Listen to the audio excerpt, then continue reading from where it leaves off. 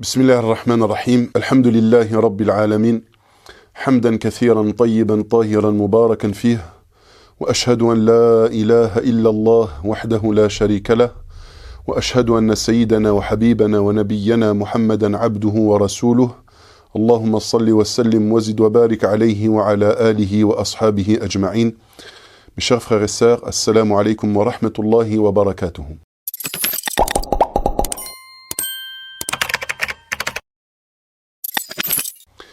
On continue par la grâce d'Allah subhanahu wa ta'ala l'étude de la biographie de notre bien-aimé Muhammad sallallahu alayhi wa alihi wa sallam. Et il n'y a pas meilleure biographie que celle de notre bien-aimé Muhammad sallallahu alayhi wa alihi wa sallam. Ce fut la créature la plus aimée d'Allah subhanahu wa ta'ala et la biographie dont on devrait tous s'attarder autant que possible et apprendre autant que possible. Parce que rappelez-vous que parmi les objectifs de l'étude de cette biographie, c'est bien sûr de le connaître, mais surtout de l'aimer, alayhi salatu wassalam, qui est une composante de notre foi. Le fait d'aimer le prophète, sallallahu alayhi wa sallam, nous permet d'augmenter notre foi, de la renforcer, et surtout nous donnera ce privilège, Inch'Allah, d'être réunis auprès de lui au paradis, Inch'Allah. On s'était arrêté à la bataille de Badr. On avait parler rapidement de tout ce qui s'était passé durant cet événement. Et on avait terminé en disant que les conséquences de la bataille allaient être très lourdes. Très lourdes surtout du côté des Mécois. Les Mécois qui étaient, les Quraysh, qui étaient une tribu extrêmement respectée en Arabie et qui étaient sortis pleins de glorioles, pleins d'arrogance à la rencontre des musulmans, pensant qu'ils allaient battre si facilement cette armée qui était peu nombreuse. Et bien sûr, le résultat, comme vous le savez, a été complètement l'inverse. Bien au contraire, ce fut une défaite écrasante, humiliante, honteuse, même pour les Quraysh. Les Quraysh vont retourner à la Mecque avec cette très mauvaise nouvelle, qui est la défaite face aux musulmans. Les rescapés de cette bataille-là vont rentrer à la Mecque, vont devoir annoncer le décès de tous ces grands noms parmi les Quraysh qui sont décédés, Umayya ibn Khalaf, Abu Jahl, etc., qui vont mourir parmi les plus grands noms, parmi les grands dignitaires de la Mecque. Et cette pilule va être très très difficile à avaler. Les Quraysh vont se donner comme objectif de tout faire pour se venger. Venger leur mort et surtout venger et essayer de redorer leur image et leur blason en Arabie. Et c'est ce qui va se passer. Les Quraysh vont se diriger vers Abu Sufyan, qui était le chef de cette caravane, comme vous le savez, et vont demander à ce que les bénéfices des ventes des marchandises qu'il y avait dans cette caravane servent uniquement à équiper une armée et à préparer une armée, cette armée qui devait venger les morts de Badr. Cela va durer un an de préparatifs, un an pendant lesquels les Quraysh vont nourrir une haine envers les musulmans. Ils avaient déjà une haine qui était déjà nourrie, mais là, elle va s'intensifier. Une envie et un désir de vengeance comme pas possible. Il s'agit là de tout faire pour exterminer les musulmans. Les Quraysh vont lever une armée de près de 3000 soldats, 3000 hommes, énormément de cavaliers, près de 200 cavaliers dans cette armée, qui va composer cette armée. Les Quraysh vont même demander de l'aide aux tribus aux alentours. On a les Khuza'a, les Kinana, ce qu'on appelle les Ahabish, qui vont venir et se réunir avec les Quraysh pour justement monter une armée qui, à leurs yeux, devait être imbattable. C'est vrai que 3000 soldats, à l'époque, en Arabie, dans cette région du monde, et à cette époque, 3000 soldats pour une armée, c'était énorme. C'était vraiment énorme. Donc le but était vraiment de s'équiper, d'être le plus grand nombre pour ensuite se donner toutes les chances pour terrasser l'islam et les musulmans. Durant le mois de Shawwal de l'an 3, nous sommes en l'an 3 de l'Hégire, et durant le mois de Shawwal, les Quraysh vont se diriger en direction de Médine afin d'attaquer les musulmans. Le prophète sallallahu alayhi wa sallam de son côté et les musulmans à Médine, le prophète, les informations lui parviennent en général par l'intermédiaire de son oncle Al-Abbas, qui lui est à Mecca, et qui, comme ça, de temps en temps, envoie des informations à son neveu, afin qu'il se prépare à accueillir les Quraysh. Le prophète sallallahu alayhi wa sallam donc est au courant, sait que l'armée se met en marche, et là qu'est-ce qu'il fait? Et c'était comme à son habitude, et on l'a déjà vu à plusieurs fois, c'est qu'il va réunir les compagnons, et il va les sonder, leur demander leur avis. Que pensez-vous? Faut-il préparer une armée, nous aussi, et aller à leur rencontre? Ou bien est-il préférable de rester à Médine et de les accueillir, de les attendre? S'ils attaquent à Médine, ce sera plus facile de répondre à leur attaque. Alors le prophète sallallahu alayhi wa sallam demande l'avis des compagnons. Le prophète sallallahu alayhi wa sallam, lui, était d'avis de ne pas sortir de Médine, de rester à Médine et de les attendre. Si jamais ils tentaient de rentrer dans la ville, eh bien de les accueillir comme il se le doit, bien sûr. Et là, de défendre la ville. Mais des compagnons qui étaient autour du prophète sallallahu alayhi wa sallam, eux, n'avaient qu'une envie, c'était quoi? C'était d'aller au combat. Et parmi ces compagnons-là, il y avait tous ces compagnons qui n'avaient pas pu assister à la bataille de Badr. En se disant, Ya Rasulallah, nous on a loupé cette occasion. Et si vous les avez battus une première fois, on peut les battre une deuxième fois. Allons-y, allons à leur rencontre. Donc ils étaient vraiment très motivés par le fait d'aller au combat, d'aller eux aussi affronter l'ennemi, parce que à la bataille de Badr, ils n'avaient pas pu assister. Donc le prophète sallallahu alayhi wa sallam lui donne son avis. Ce sera également un avis qui sera partagé par Abdullah ibn Ubay ibn Salul, dont on a déjà parlé, celui qu'on a appelé le cerveau des hypocrites, la tête des hypocrites, qui lui aussi était d'avis de rester plutôt à Médine plutôt que d'aller au combat. Mais lui, c'était pour une autre raison, c'était parce que c'était un peu heureux, tout simplement. Le prophète sallallahu alayhi wa sallam, voyant les différents avis et que la majorité des compagnons avaient l'intention, voulaient sortir à la rencontre de l'ennemi et de combattre, le prophète sallallahu alayhi wa sallam va se lever. Il va rentrer chez lui. Il ressortira ensuite auprès de ses compagnons, habillé de cette cotte de maille. Les compagnons vont voir le prophète sallallahu alayhi wa sallam avec la cotte de maille et auront cette impression de l'avoir forcé. Ils diront, Ya Rasulallah, peut-être que nous t'avons forcé ou peut-être que nous t'avons mis dans la gêne. Excuse-nous, nous savons que ce n'était pas ton avis. Si tu veux, nous resterons à Médine. Qu'Allah te bénisse. Et là, le prophète sallallahu alayhi wa sallam dira, il ne sied pas un prophète, une fois qu'il a enfilé sa cotte de maille, de la retirer, tant qu'il ne sera pas allé au combat. Maintenant que j'ai enfilé ma cotte de maille, ce n'est pas pour la retirer, et ce n'est pas pour faire marche arrière. Le prophète, sallallahu alayhi wa sallam, va s'organiser et va faire en sorte de quitter Médine un vendredi. Ce qui va se passer, c'est que ce jour-là, durant un khutbat al-Jumu'ah, le prophète sallallahu alayhi wa sallam va encourager les combattants, va leur rappeler l'intérêt de combattre pour la vérité, de défendre le droit, la justice, leur rappeler les mérites qu'il y a dans le combat fi sabilillah, dans le martyr, etc. En gros, cette khutbah Jumu'ah était là pour encourager les musulmans. Le prophète sallallahu alayhi wa sallam, après avoir fait salat al-asr, va quitter Médine et va se diriger donc vers le nord de Médine. Pourquoi vers le nord de Médine? Parce que les Quraysh ne pouvaient arriver que de ce côté-là.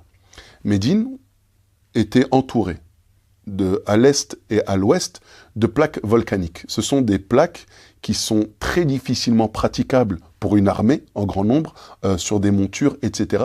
Donc c'était pratiquement impossible que les Quraysh viennent attaquer par l'est ou à l'ouest. Et le sud de Médine était rempli de palmeraies. C'est-à-dire que si une armée essayait de pénétrer à Médine par le sud, elle perdrait l'effet du nombre.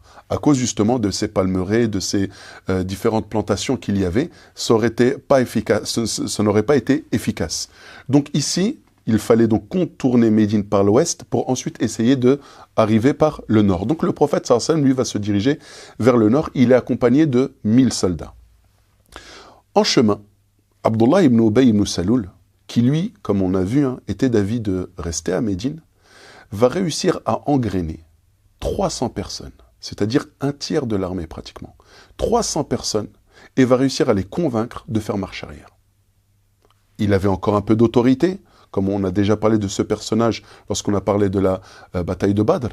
Cette personne-là, de par son autorité, va réussir à convaincre 300 personnes qui étaient comme lui, cœur malade ou même hypocrites, et qui vont le suivre et qui vont retourner à Médine. Voilà que le prophète sallallahu alayhi wa sallam se retrouve à devoir faire face à une armée de 3000 soldats et lui accompagné de 700 soldats. Le prophète sallam va passer la nuit au nord de Médine, puis le matin, il fera Subh à Uhud. Uhud, c'est une grande montagne, d'accord, une grande montagne qui se trouve à peu près 5 km au nord de Médine. Le prophète sallam va s'arrêter là-bas, ils vont faire Salat al-Subh, puis le prophète sallam va ensuite placer son armée. L'armée, il va la placer de manière assez stratégique. Le mont Uhud sera du côté droit.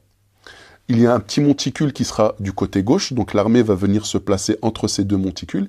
Et l'arrière de l'armée aussi est en partie défendu, d'accord, ou protégé plutôt par une partie du mont Uhud.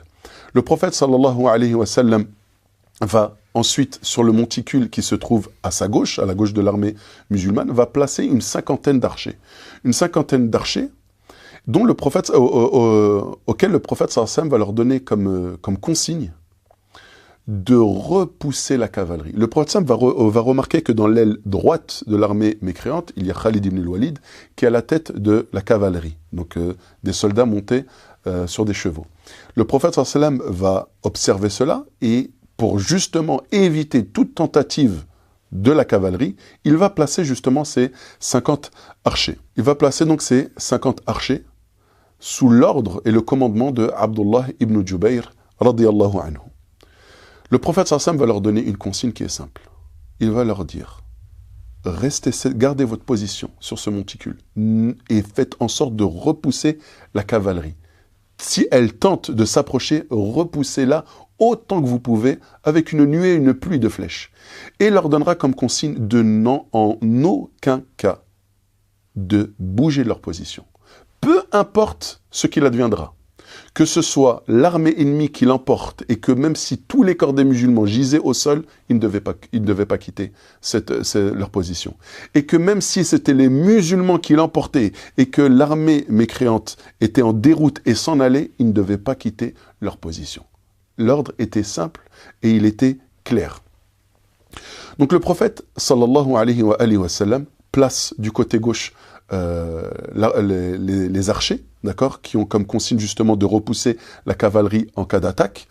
Là, le prophète sallallahu alayhi wa sallam va donner l'étendard à Mus'ab ibn Umayr, radiyallahu anhu wa arda. Et pour cette bataille, il y a eu un tel engouement que même de très jeunes compagnons, radiyallahu anhum, ont souhaité participer à la bataille. D'ailleurs, c'était le cas de Abdullah ibn Omar, par exemple, qui était encore très jeune et que le prophète sallallahu alayhi wa sallam refusa, n'a pas accepté qu'il participe à la bataille. Et parmi ces jeunes, il y avait également Samura ibn Jundub et Rafi' ibn Khadij. Ils se sont présentés, ils avaient 15 ans tous les deux. Et le prophète sallallahu alayhi wa sallam, là aussi, il leur demanda justement de ne pas participer à la bataille du fait de leur jeune âge. Mais on interpella le prophète sallallahu alayhi wa sallam en disant « Ya Rasulallah, Rafi' est un archer. Il est doué à l'arc. Tu devrais l'accepter avec nous. » Alors le prophète sallallahu alayhi wa sallam accepta Rafi' dans les rangs. Et puis quand Samura voit ça, il dit « Ya Rasulallah, tu acceptes Rafi' et moi tu me rejettes. Mais tu sais que Rafi', si je fais un corps à corps avec lui, je le bats, je suis plus fort que lui. » Et là, c'est ce qui va se passer. Le prophète sallallahu alayhi wa sallam va demander à Rafi' et à Samura de faire un duel, un corps à corps. Et c'est le cas, Samura va l'emporter sur Rafi' et le prophète sallallahu alayhi wa sallam va accepter également Samura dans les rangs. Donc voilà, les deux armées se font face. On voit que le prophète sallallahu alayhi wa sallam a essayé de sécuriser l'armée de 700 soldats qui fait face à une armée de 3000 soldats. On a parlé des 50 archers qui ont été placés sur le monticule. Les deux armées sont là et savent que cette bataille est décisive, elle est très importante. D'ailleurs, les Quraysh, qui étaient au nombre de 3000, avaient même apporté avec eux leur épouse. Pas toutes leurs épouses, mais la plupart des grands notables, comme Abu Sufyan, qui est venu avec son épouse Hind. C'était aussi le cas de Safwan ibn Umayya, qui est venu aussi avec son épouse. Enfin bref, c'était quelques dizaines de femmes comme ça, qui étaient venues accompagner leur mari, parce que c'était important. Elles étaient là, bien sûr, pour les motiver. Pour les motiver, c'était aussi un honneur, parce qu'un homme qui va combattre et qui apporte sa femme, c'est simple, c'est qu'il ne peut pas abandonner au combat, parce que qu'est-ce qui arriverait ensuite à sa femme qui finirait prisonnière ou quoi que ce soit. Bref, c'était une grande symbolique ici qu'avaient voulu marquer les Quraysh en apportant leurs épouses. Donc voilà, les deux armées se font face, la bataille va commencer Et je laisse mon frère Nader, Inch'Allah, finir ou continuer là-dessus. Bismillah, walhamdulillah, wa salatu wassalam ala rasulillah wa ala alihi wa sahbihi wa man walah. Rabbi shrah li sadri wa yassir li amri wa hlul 'uqdatan min lisani yafqahu qawli. Mes frères et sœurs, le prophète alayhi salatu wassalam, comme vous avez pu voir, il a sécurisé le périmètre des musulmans par ce demi-cercle de compagnons qui ont à leur droite Uhud derrière eux et à gauche ils ont le mont des archers. Le prophète alayhi salatu wassalam va faire un discours dans lequel il va motiver les compagnons à sacrifier leur vie. Pourquoi? Pour que la parole d'Allah subhanahu wa ta'ala soit la plus haute, pour qu'ils aient le paradis al-Firdaus. Le prophète alayhi salatu wassalam, il fait son discours, puis il va placer des chefs de groupe, il va placer à droite de l'armée musulmane comme chef de groupe Al-Miqdad ibn al-Aswad, qui lui, en face de lui, il aura Ikrima ibn Abi Jahl, parmi les Qurayshites. Puis au milieu, il va mettre Hamza, son oncle, et également Mus'ab ibn Umayr, que vous connaissez, radiyallahu ta'ala anhum ajma'in, ce dandy de la Mecque, cet homme qui a grandi dans le luxe et qui a tout laissé, tout abandonné pour le din d'Allah. En face de Hamza et de Mus'ab ibn Umayr, il y aura Safwan ibn Umayya chez les Qurayshites. À gauche, il va mettre Al-Mundhir ibn Amr parmi les musulmans, qui aura en face de lui Khalid ibn al-Walid.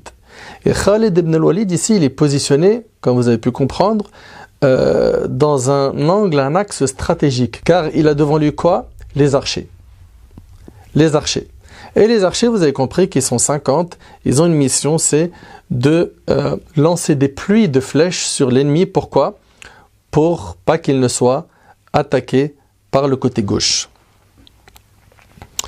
Alors, la bataille va commencer, mais avant que celle-ci commence, le prophète sallallahu alayhi wa sallam va brandir son épée et il va dire une parole qui va interpeller plus d'un compagnon. Il va dire: qui prend mon épée et lui accorde son droit? Et là, les compagnons radiyallahu ta'ala anhum se posent la fameuse question qu'Abu Dujana radiyallahu anhu a posée publiquement et ouvertement en disant: Ya Rasulallah, comment honorer ton épée? Comment? Et le prophète sallallahu alayhi wa sallam de dire de combattre jusqu'à vaincre l'ennemi. Et là, Abu Dujana radiyallahu anhu, il dit: moi au messager d'Allah. Donc Abu Dujana, il prend cette responsabilité de prendre l'épée du prophète sallallahu alayhi wa sallam. Il avait un turban rouge qu'il a sorti, qu'il a attaché autour de sa tête, et il a commencé à marcher en gonflant le torse dans le rang des musulmans.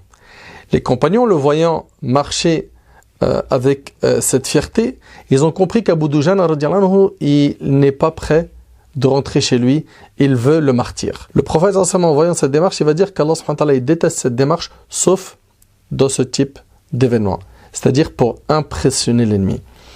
Et la bataille va donc avoir lieu, mais ils avaient une habitude à l'époque, et vous l'avez vu dans la bataille de Badr, il y a des duels qui sont lancés dans un premier temps, puis après cela, le combat éclate. Donc il va y avoir ici des duels. Il y a eu 3 duels qui ont été remportés par les musulmans. Il va y avoir Talha ibn Abi Talha, qui sera devant Az-Zubayr ibn al-Awwam radiyallahu anhu. Az-Zubayr ibn al-Awwam, comme vous le savez, c'est un parmi les 10 à qui il a été promis le paradis. Et la victoire va être très rapide du côté des musulmans. On entendra le takbir Allahu Akbar. Puis il y aura également un duel entre Uthman ibn Abi Talha et Hamza. Et pareil, Hamza va gagner le duel. Et pour finir, il y aura le duel de Uthman ibn Talha et Ali radiyallahu anhu. Et subhanallah, il va parler avec un ton plein d'orgueil. Il dira: qui d'entre vous est pressé d'aller au paradis? Ali relèvera le duel, il lui coupera la jambe d'un coup d'épée, il suppliera Ali de le laisser en vie, et Ali se contentera de cela car la leçon lui a été donnée. Après le duel, donc on voit ici que l'avantage il est du côté des musulmans. Les musulmans sont confiants, les musulmans ne se préoccupent pas du nombre, ils savent qu'Allah subhanahu wa ta'ala est avec eux, ils sont sereins et ils sont prêts à sacrifier leur vie pour Allah subhanahu wa ta'ala. Il va y avoir donc la bataille où les deux rangs vont se rencontrer et se combattre. Abu Dujana radiyallahu anhu, qui avait, je vous le rappelle, pris l'épée du prophète alayhi salatu wassalam, va rentrer comme un rouleau compresseur dans l'armée ennemie et chaque personne qu'il rencontrera dans son chemin, il le tuera. Jusqu'à arriver au rang des femmes qui étaient tout au fond. Il y avait Hind à leur tête et ces femmes-là, elles avaient un objectif, c'était d'animer la haine de l'armée par des chants.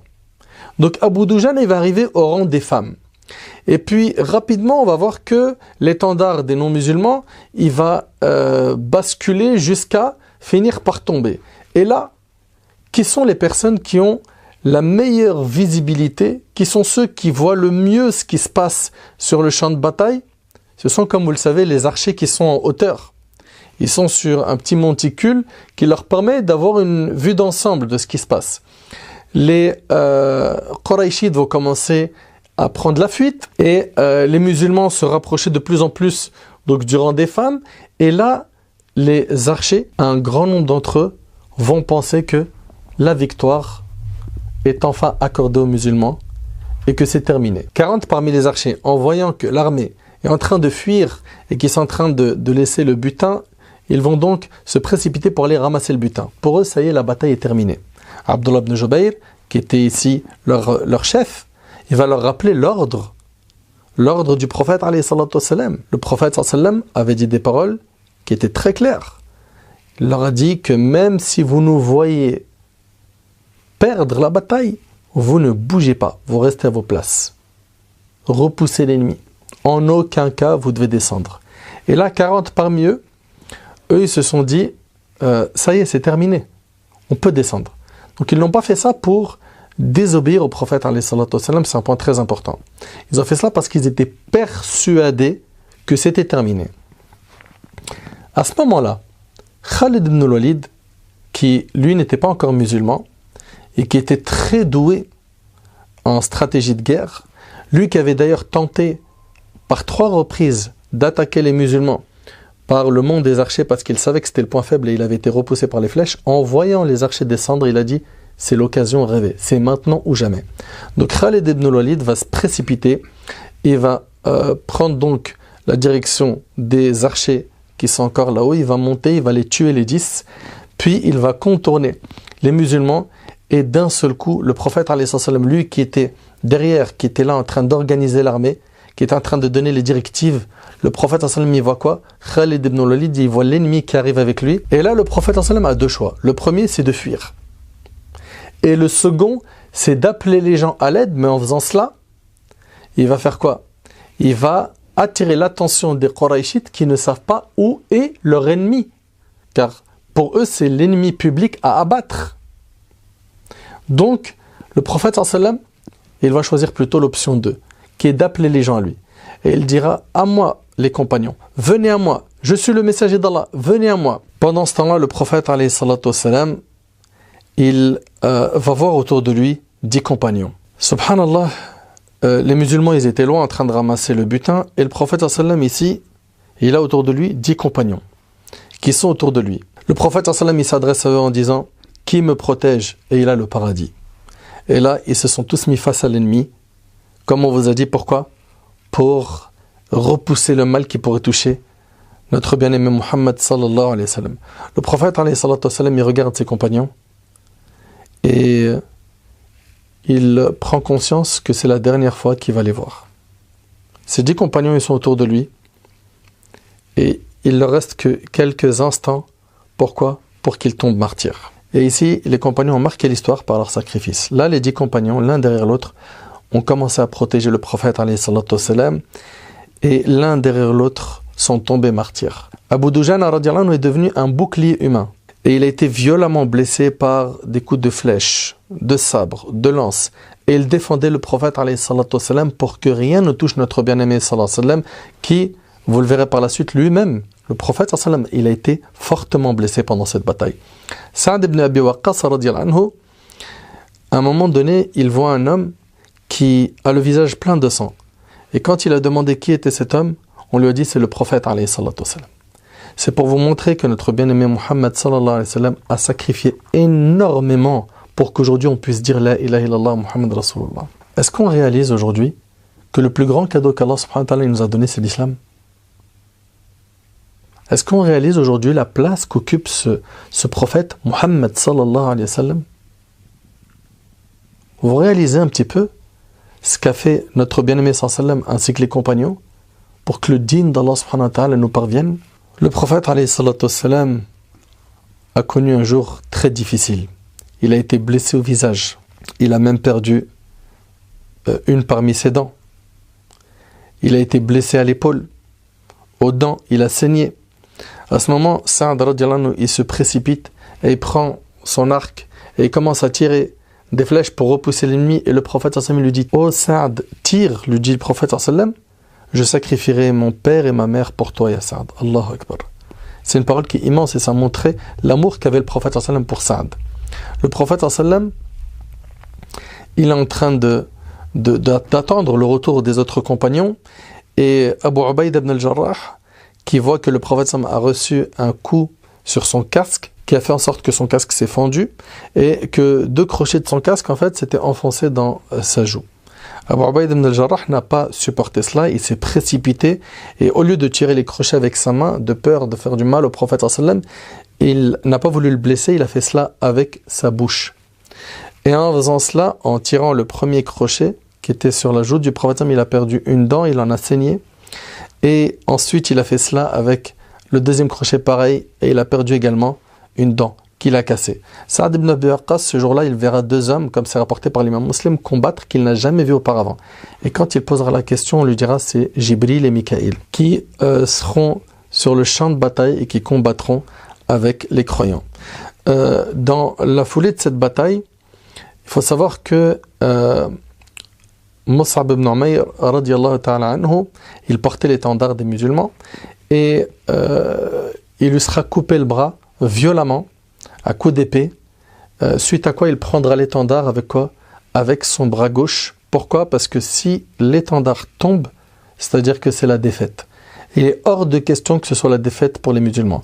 Il accepte que son bras tombe par terre, mais pas que le drapeau des musulmans tombe. Par la suite, on lui mettra un deuxième coup très fort et on lui arrachera le deuxième bras. Et là, il bloquera le drapeau entre l'épaule et son cou. Et par la suite, quelqu'un viendra lui mettre le coup de grâce et il tombera martyr. Subhanallah, quand il va tomber martyr, certains vont penser que le prophète sallallahu alayhi wa sallam est mort. Pourquoi? Parce qu'il lui ressemblait beaucoup. Et on le verra même, mon frère Redouane en parlera, que certains vont crier que le prophète sallam est mort. Et ça va paralyser les compagnons d'entendre cette nouvelle. Dans cette bataille, il faut savoir aussi que Wahshi, qui n'était pas encore musulman, avait reçu l'ordre de son maître de tuer Hamza, suite à quoi il allait avoir le droit à la liberté, lui qui était esclave. Puis Wahshi, qui était très doué au jet de lance, il s'est faufilé, et lorsqu'il a vu Hamza trébucher, il a profité de l'occasion, il lui a jeté la lance, et Hamza, l'oncle du prophète sallallahu alayhi wa sallam, tomba martyr. Une nouvelle qui va énormément attrister notre prophète sallallahu alayhi wa sallam. Pourquoi? Par cette séparation, la séparation d'un être cher, quelqu'un qu'on aime. Enfin, le prophète sallallahu alayhi wa sallam, il attend le retour des sahaba radiyallahu anhum. À un moment donné, ceux qui sont en train de ramasser le butin, ils voient que l'ennemi arrive par derrière, ça devient un flou général, on ne comprend plus qu'est-ce qui se passe, sachant que pour eux, dans leur tête, ça y est, l'ennemi était parti, ils avaient fui. Ici, on voit qu'il y a un retournement de situation, et beaucoup de compagnons vont sacrifier énormément ce jour-là. Et je vais laisser, Inch'Allah, mon frère Redouane avec le reste des histoires, des sacrifices des Sahaba radiyallahu anhum, pour vous montrer que nos compagnons, c'était des héros, que nos compagnons, ce qu'ils voulaient le plus, c'était le paradis d'Allah tabaraka wa ta'ala, que nous avons des ancêtres qui sont des modèles et qu'on devrait suivre au lieu de suivre aujourd'hui n'importe qui appelle à n'importe quoi. Enfin, je laisse la parole à mon frère Redouane, puis je la reprendrai tout à l'heure, Inch'Allah. On est en plein milieu de la bataille de Uhud. On voit que c'est la débandade. Les musulmans ne savent plus où donner de la tête. Ce retour des mouchriks et surtout cette prise en étau, parce que les musulmans se sont fait prendre en étau cette fois-ci, a suscité un vent de panique. À cela s'est ajouté justement cette rumeur qui disait que Muhammad sallallahu alayhi wa sallam était mort. Et cela suite à la mort de Mus'ab ibn Umayr radiyallahu anhu. Donc, et la panique était encore plus intense et plus forte lorsque les compagnons entendaient cette rumeur comme quoi Muhammad sallallahu alayhi wa sallam avait été tué, alors que c'était en fait Mus'ab ibn Umayr qui était tombé martyr radiyallahu anhu. Lorsque Mus'ab ibn Umayr radiyallahu anhu va tomber martyr, c'est Ali radiyallahu anhu qui va venir et qui va prendre l'étendard. Il est hors de question, encore une fois, de laisser tomber et d'abandonner. Le musulman est ainsi, il ne perd jamais espoir. Donc, dans ce sentiment de panique où les musulmans ne savent plus quoi faire, entre ceux qui sont autour du prophète sallam et qui le voient, qui sont témoins qu'il est sain et sauf et qui essayent de le défendre autant que possible, on a parlé de Abu Dujana, on a parlé de Sa'd ibn Abi Waqqas, qui sont là en train de défendre autant que possible le prophète sallallahu alayhi wa sallam, d'autres sont perdus. D'autres pensent que le prophète sallallahu alayhi wa sallam est décédé. Mais ils ne vont pas baisser les bras pour autant. C'est le cas de Anas ibn Nadr, qui est l'oncle de Anas radiyallahu anhu, le fameux compagnon du prophète sallallahu alayhi wa sallam qu'on connaît. Donc son oncle Anas ibn Nadr, lui il est là, il voit que pour lui c'est la panique. Il prend son courage à deux mains et il se lance directement face à l'ennemi. Sa'd ibn Mu'adh qui le croise et qui lui dit « Mais où vas-tu ainsi? Où vas-tu ainsi ?» Il dit « Ya Sa'd, je sens l'odeur du paradis. Je sens l'odeur du paradis, je peux la sentir ici, là, auprès de Uhud. » Et sur le chemin, en se dirigeant vers l'ennemi, il croise quelques personnes parmi les Muhajir et les Ansar qui sont complètement perdus. Il leur dit, mais qu'est-ce que vous faites? Qu'est-ce que vous faites? Venez combattre. Il dit, mais t'as pas entendu? Muhammad sallallahu alayhi wa sallam est décédé. Il est mort. Il dit, mais qu'attendez-vous de la vie maintenant? Qu'attendez-vous de la vie sans Muhammad sallallahu alayhi wa sallam? Levez-vous et combattez et mourrez pour la même raison, pour la même cause pour laquelle est mort votre messager sallallahu alayhi wa sallam. Anas radiyallahu anhu, il dit que après la bataille, lorsqu'ils vont récupérer les corps des martyrs, il dira qu'il était criblé de blessures. Plus de 70 blessures, que ce soit des coups d'épée, que ce soit des flèches, des coups de lance, etc. Au point où on n'a pu le reconnaître que grâce à la forme de ses doigts. C'est sa sœur qui a pu le reconnaître grâce à la forme de ses doigts. Elle a reconnu qu'il s'agissait bien de Anas ibn Nadr, radiyallahu ta'ala anhu. Parmi eux, il y avait aussi Ziyad ibn Sakan, radiyallahu anhu, qui lui, pareil, était accompagné d'un groupe de Ansar et qui avait autant que possible défendu le prophète, sallallahu alayhi wa sallam, en essayant de terrasser toute personne voulant nuire au prophète, sallallahu alayhi wa sallam. Il sera lui aussi très sérieusement blessé et arrivé au dernier moment de sa mort. Le prophète, sallallahu alayhi wa sallam, va demander à ce qu'on le rapproche pour le poser ensuite près de lui sur son pied, donc pour qu'il puisse passer ses derniers instants. Et là, ce compagnon, radiyallahu anhu, quitte le bas monde alors qu'il est au contact de notre bien-aimé sallallahu alayhi wa sallam. On peut imaginer la joie de cet homme lorsque l'ange de la mort est venu récupérer son âme alors qu'il est au contact de notre bien-aimé sallallahu alayhi wa sallam. Mais est-ce que c'était juste les hommes? Est-ce que ce n'était que les hommes qui ont fait preuve de courage? Ou est-ce que même les femmes se sont montrées dignes elles aussi? Eh bien, on a l'exemple d'une femme, Imara, Nusayba, radiyallahu anha. Le prophète sallallahu témoigne lui-même de cette femme-là.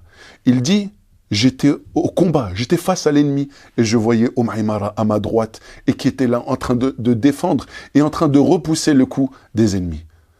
Elle dit, je me tournais parfois à gauche et je la trouvais aussi à ma gauche venir et me défendre des ennemis. Il lui dit à la fin du combat, il dit, Ya Imara, qui peut supporter ce que tu as supporté? Qui peut supporter ce que tu as supporté, Ya Imara? Et là, il lui dit, Salini, demande-moi. Demande-moi ce que tu veux. Demande-moi, je le demanderai pour toi. Et là, qu'est-ce qu'elle dit, Imara, radiyallahu anha? Parce qu'elle sait qu'elle a donné énormément. Elle a sacrifié de sa propre personne. Elle a fait preuve de dévouement, de loyauté envers le prophète, sallallahu alayhi wa sallam, et pour la cause divine. Et qu'est-ce qu'elle dit? Elle dit, je te demande d'être à tes côtés au paradis, ya Rasulallah. Les blessures que j'ai, c'est pas grave.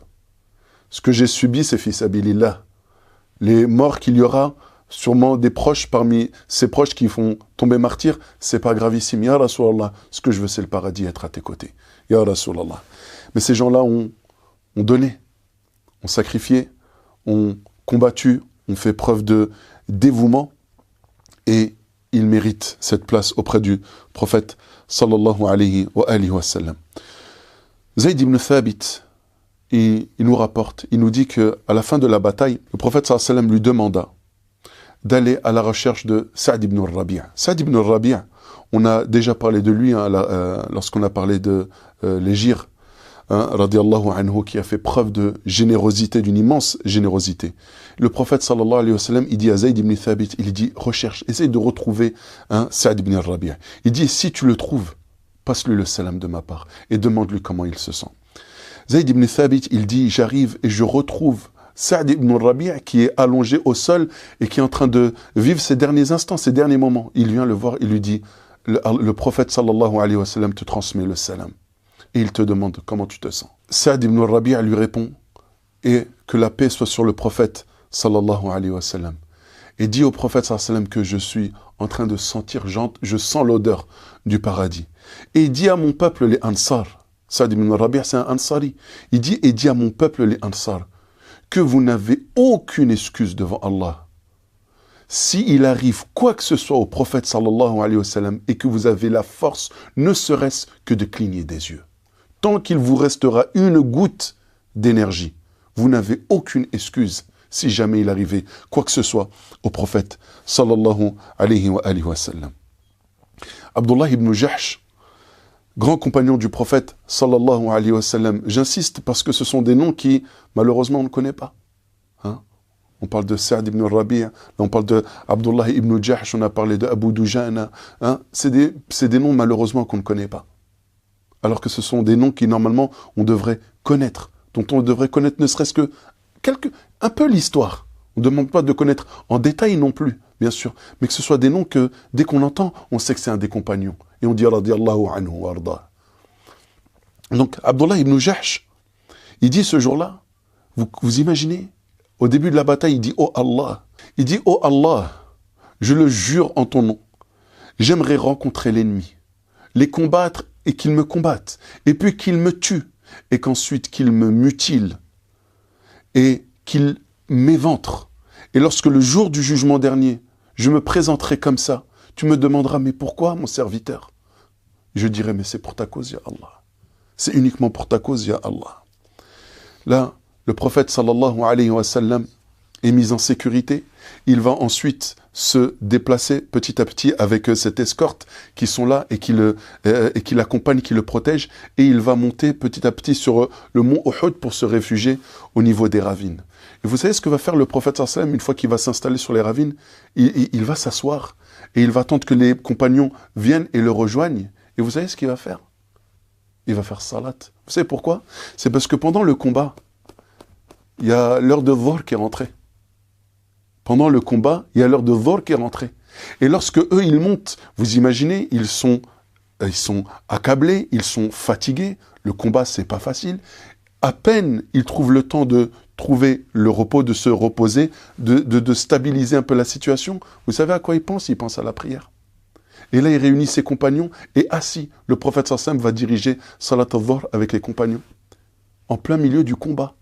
Alors qu'il y a encore des combats sur le champ de bataille, alors que les morts n'ont même pas encore été enterrés, alors que c'est la panique et que le danger est encore présent, le prophète sallallahu alayhi wa sallam pense à salat parce que le plus important c'est de la faire à l'heure. Vous imaginez? Non. On se met dans cette situation, pour nous, on aurait dit, ah Rasulallah, on peut faire la prière tout à l'heure, on peut la faire plus tard, c'est pas le moment. Mais non, il n'y a pas d'excuse. Salat, ça se fait à l'heure. Nous, combien d'excuses on a avancé pour retarder nos prières, malheureusement? Le travail, le sport, les compétitions, et je ne sais quoi. Et des raisons encore plus futiles. Partir faire les courses, partir faire les soldes, se promener, aller au parc, etc. Et pour cela, on se permet de retarder la salat. On se donne des excuses comme ça et on se donne bonne conscience à retarder la salat, alors que justement on voit que le prophète sallallahu alayhi wa sallam, lui non, même sur le champ de bataille, le souci qu'il a eu, à peine ils ont pris le temps de se poser, le premier souci c'est on n'a pas fait salat, il faut faire salat. Et nous, alors que nous, malheureusement, encore une fois, cette salat qui pour laquelle on ne donne que très peu d'importance, et après on se demande pourquoi la foi elle est faible, et après on se demande pourquoi la situation des musulmans est catastrophique, alors que si déjà on donnait plus d'importance à nos prières, à nos engagements vis-à-vis d'Allah subhanahu wa ta'ala, on verrait clairement la différence. Le prophète sallallahu alayhi wa sallam a fait salat, il est accompagné de ses compagnons. Abu Sufyan, qui est là, qui est, de par son arrogance, vous imaginez encore une fois la scène, il y a des compagnons qui sont tombés martyrs, radiyallahu anhum. Il y en a d'autres qui ont fui, qui sont partis à Médine. Il y en a certains qui ont fui du champ de bataille pour aller à Médine, certains pensant même, étant convaincus que le prophète sallallahu alayhi wa sallam étant décédé, ils partent pour annoncer cette nouvelle catastrophique aux habitants de Médine. D'autres qui accompagnent le prophète sallallahu alayhi wa sallam et qui vont se réfugier au niveau des ravines de Uhud. Abu Sufyan va s'approcher et arriver au pied de la montagne, donc plein d'arrogance. Il est très content, il est heureux. Ça a été c'était une bataille qui était préparée depuis 1 an. Vous imaginez, ça fait plus d'1 an, même on est au mois de Shawwal, en l'an 3. Ça fait plus d'1 an que cette bataille est préparée, qu'ils rêvent de cette revanche, et voilà que leur rêve se réalise. Il arrive au pied de la montagne, et à 3 reprises, il dira, « Est-ce qu'il y a parmi vous Mohammed ?» Lui, en fait, il pose la question parce qu'il a entendu, comme tout le monde, que Mohammed sallallahu alayhi wa sallam a été tué. Mais il veut en avoir la conviction. Et à 3 reprises, il demandera, « Est-ce que Mohammed est parmi vous? Est-ce qu'il est vivant? Est-ce que Abu Bakr est parmi vous? Est-ce que Omar est parmi vous, radiallahu anhum ?» Et le prophète sallallahu alayhi wa sallam dira aux compagnons, leur demandera de ne pas répondre. Et lorsque Abu Sufyan va continuer à parler et va commencer à dire des paroles déplaisantes, là le prophète sallallahu alayhi wa sallam va demander à Omar de répondre. Lorsqu'il va commencer à dire « U'lu Hubal », que la grandeur appartient à Hubal, que Hubal soit sanctifié, la grandeur appartient à Hubal, en parlant de leur divinité. Et là, le prophète sallam dit à Omar, réponds-lui à Omar, et dis que ceux que tu as cherché à tuer étaient vivants. Que le prophète est vivant, sallallahu alayhi wa sallam, que Abu Bakr et Omar sont vivants. Et il lui dit de dire, dis Allahu A'la wa Ajal. Mais Allah subhanahu wa ta'ala est plus grand et plus majestueux. Puis Abu Sufyan de dire lana al-Uzza wa la Uzza lakum. Et le prophète Abu Sufyan de dire nous avons notre divinité, c'est-à-dire al-Uzza, nous l'avons à nos côtés et vous n'en avez pas. Et là le prophète sallallahu alayhi wa sallam dit à Omar de lui répondre Allahu maulana wa la maula lakum. Allah est notre allié et vous en avez pas. Et Abu Sufyan va dire ensuite un jour pour un jour, c'est-à-dire que la roue tourne. Vous avez gagné à Badr, c'est nous qui prenons la victoire cette fois-ci à Uhud. Et là, le prophète sallallahu alayhi wa sallam demande à Omar de répondre. Dis-lui, nos morts sont au paradis alors que vos morts, eux, sont en enfer. Et là, Abu Sufyan part, lui, son armée, Khalid ibn al-Walid, ses généraux, commencent à partir, à quitter le champ de bataille. Et c'est là où il va falloir faire l'état des lieux. Et je laisse à mon frère Nader la suite, Inch'Allah. Abu Sufyan, il commence à partir. Lui, Khalid ibn al-Walid, le prophète sallallahu alayhi wa sallam, il est inquiet. Il se pose la question, est-ce qu'il se dirige vers Médine pour aller s'emparer de Médine ou est-ce qu'il rentre à Mecca? Donc il va dire à Ali ibn Abi Talib de descendre avant cela, de faire un état des lieux. S'ils ont pris leurs affaires, c'est qu'ils partent à la Mecque. S'ils ne les ont pas pris, il faut vite se précipiter à Médine pour défendre Médine. Puis Ali ibn Abi Talib, radiyallahu anhu, après avoir inspecté les lieux, il dira qu'ils ont pris toutes leurs affaires et le prophète sallam va donc faire l'état des lieux du champ de bataille. Subhanallah, le prophète alayhi salatu wassalam, il voit que son oncle Hamza est tombé martyr et il voit que les compagnons ont été mutilés, radiyallahu ta'ala anhum. Les femmes des Qurayshites ont coupé leurs nez et leurs oreilles pour en faire des colliers avec les nez et les oreilles des compagnons. Le prophète sallam, il a pleuré quand il a vu son oncle Hamza. Il a vu ses compagnons radiyallahu anhum et il a fait dua pour eux. Il a invoqué Allah subhanahu wa ta'ala en leur faveur. Il a fait beaucoup d'invocations, il était touché, très touché même. Et le prophète alayhi salatu wassalam a ordonné que les compagnons ne soient pas enterrés au Baqi'a, donc à côté de sa mosquée, mais plutôt ici, à Uhud. 70 parmi les compagnons sont tombés martyrs. Du côté des mouchrikines, il y a eu 22 morts. Le prophète sallam, il les a enterrés donc à Uhud, il ne les a pas lavés, et il a enseigné à la communauté que le martyr est enterré avec ses vêtements, avec son sang, et le jour du jugement, il sera présenté à Allah avec du sang qui a la couleur rouge, mais qui a l'odeur du musc. Sa couleur est celle du sang, mais l'odeur est celle du musc. Il ne priera pas non plus sur eux, mais en revanche, il fera des invocations. Puis le prophète sallam va enterrer les compagnons en donnant la priorité à ceux qui connaissaient le Coran par cœur. Donc il les enterra, alayhi salatu wassalam, et subhanallah, quand viendra le tour de Mus'ab ibn Umayr, son manteau ne suffira pas pour recouvrir son corps, lui qui n'a pas de linceul. Le prophète sallam prendra des plantes vertes afin de recouvrir les parties de son corps qui n'étaient pas couvertes. Ça, c'est un bref résumé de la bataille de Uhud. On aurait pu dire beaucoup plus de choses que cela. Donc la bataille, elle a commencé par une victoire écrasante pour les musulmans, puis après il y a eu un retournement de situation, mais finalement ils ne se sont pas emparés de Médine. Donc on ne peut pas parler d'une défaite à 100%. Et cette bataille contient énormément de leçons. La première leçon, qui est une immense leçon, c'est l'immensité de la miséricorde divine. Subhanallah, Khalid ibn al-Walid a combattu l'islam, puis il a fini par être un parmi les grands compagnons, Saifullah, l'épée d'Allah. Il s'est converti à l'islam plus tard. Hind a combattu l'islam, elle s'est convertie à l'islam. Abu Sufyan a combattu l'islam, il s'est converti à l'islam. Wahshi, il a, comme vous le savez, tué Hamza, puis il s'est converti à l'islam. Et ils ont été nombreux, subhanallah, à combattre le dîn d'Allah subhanahu wa ta'ala, et ils ont fini par devenir de grands et nobles compagnons radiyallahu anhum ajma'in. La morale ici et la leçon, c'est que quoi que tu aies fait comme péché, ne désespère pas de la miséricorde d'Allah. Allah subhanahu wa ta'ala est pardonneur et miséricordieux. Et si tu viens avec la contenance de la terre comme péché, et que tu n'as pas associé Allah subhanahu wa ta'ala, que tu lui demandes pardon, que tu as toujours espoir en lui, Allah azza wa jalla, il t'amènera sa contenance en absolution. Donc toujours garder en tête la miséricorde divine. Également parmi les leçons, il y a que toute désobéissance à un ordre divin ou prophétique est une cause de défaite. Qu'il faut impérativement que la communauté musulmane se réforme. On voit aujourd'hui beaucoup de musulmans et de musulmanes dire « J'aimerais bien que ça s'améliore dans le monde musulman. » On voit l'injustice, on voit des gens opprimés, on voit ceci et cela. Si nous on commence réellement à s'occuper de notre relation avec Allah subhanahu wa ta'ala, les choses changeront. Inna Allah la yughayyiru ma biqawmin hatta yughayyiru ma bi anfusihim. Allah ne change pas l'état d'un peuple tant qu'ils n'ont pas changé ce qu'il y a en eux-mêmes. Parmi les leçons, il y en a deux que je laisserai, Inch'Allah, à mon frère Redouane, qui sont les sacrifices et la patience face aux épreuves.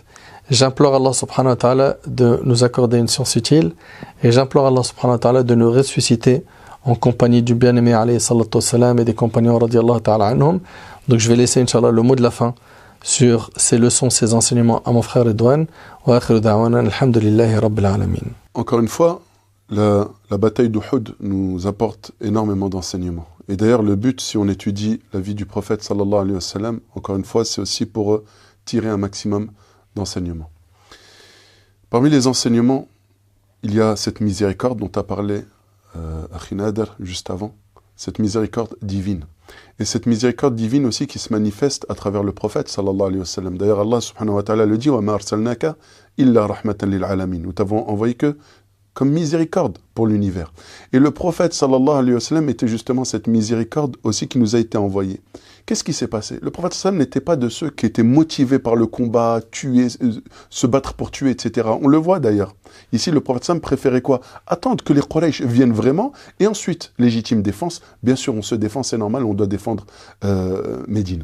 Mais le prophète sallallahu alayhi wa sallam, il va au combat, il est en train de combattre des personnes qui veulent sa vie, c'est ni plus ni moins ça. Les gens veulent que Muhammad ibn Abdillah sallallahu alayhi wa sallam soit mort et rayé de la carte l'islam. Et que fait le prophète? Il est maudit? Pas du tout. Alors qu'il était blessé, alors qu'il avait le visage ensanglanté, il était en train d'essuyer le sang sur son visage. Il disait, mais comment pourrait réussir un peuple qui a ensanglanté le visage de leur prophète? Oh Allah, pardonne à mon peuple, parce qu'ils ne savent pas, ils ne se rendent pas compte.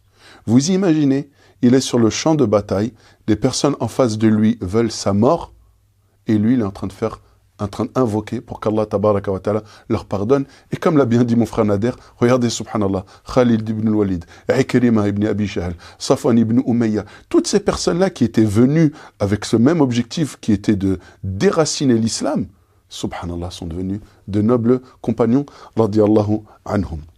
Également, il fallait aussi que on ne peut pas non plus espérer toujours la victoire.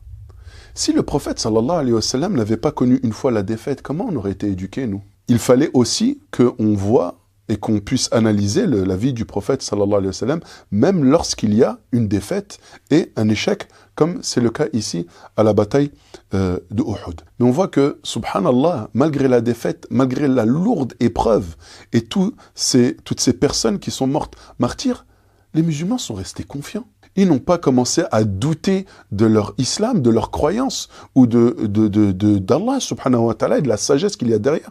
Est-ce que ta foi, elle est suffisamment forte pour accepter ce qu'Allah tabaraka wa ta'ala a décrété, ou est-ce que ta foi, elle est faible, et à la première épreuve, au premier coup de vent, ça y est, c'est comme une feuille morte qui s'arrache. Ici, on a vu que les hommes et les femmes qui entouraient le prophète sallam, c'était des personnes en or.